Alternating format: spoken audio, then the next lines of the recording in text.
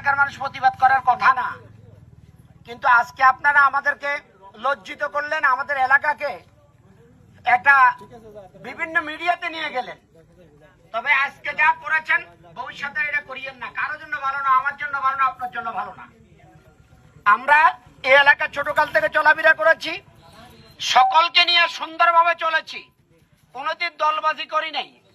এখন 15 বছর পরে একটা ভোটের পরিস্থিতি তৈরি হয়েছে, সব দলের কথা বলবে, এটাই স্বাভাবিক, এর বাইরে কোনো কিছু হওয়া কাম্য নয়। কিন্তু আজকে ওই এলাকার মানুষ এখানে আজ হঠাৎ করে কারো গায়ে হাত দিবে, এটা অন্তত আমি মহিউদ্দিন হাসান বিশ্বাস করি না। অতএব তোমরা আমাকে এলাকাবাসী যা করছো, যে করছো, এটা তোমরা ভালো করো নাই, আল্লাহ তোমাদেরকে হেদায়েত দান করো।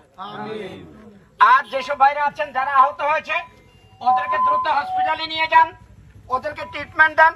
পরবর্তীতে এটা আমরা দেখবো, ওদের সাথে বুঝবো, কথা বলবো। তবে আমরা কোনো অন্যায়ের বদলা অন্যায় দিয়ে নিব না ইনশাআল্লাহ। আমরা ভালো দিয়ে অন্যায়ের বদলা নেব ইনশাআল্লাহ। আমি সকলকে আন্তরিকভাবে অত্যন্ত দুঃখিত যে ইটপুকুরিয়াতে কখনো এই ধরনের ঘটনা ঘটবে আমি কল্পনা করি নাই।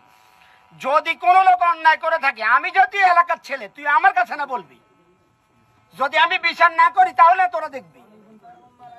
আমি একটা দলের উপজেলা প্রেসিডেন্টের দায়িত্ব পালন করি। তোমরা তো আমার আজকে মাটিতে সেই এলাকায়, তোমরা তো মাটিতে ডুবাই বলছো আমাদেরকে।